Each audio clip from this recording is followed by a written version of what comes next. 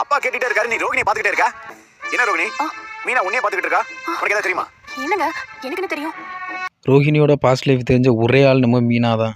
ஏன்டா இதை கண்ணால் பார்த்தோன்னு மீனா ஒரு நாள் ஃபீல் பண்ணேன். ஒரு பக்கம் ஃபேமிலியில் எல்லாரும் மீனா எதுக்கு கொஞ்ச நாளாக அப்செட்டாகவே இருக்கா, அதுக்கு என்ன காரணம்னு எல்லாரும் கேட்க, அன்னைக்கு வந்த சாமியாராக இருக்குமோ அவன் தான் தடியை மீனாக்கு நேர காட்டி அதால் மீனா எதுவும் அப்செட் ஆகிருப்பாளோன்னு, மீனா இவ்வளோ டிப்ரெஷனாக இருக்க காரணம் இதுதான்னு முத்து சொல்ல, இந்த மேட்ரு டைவர்ட் ஆனோன்னா ரோஹிணிக்கு ஒரே குஷி.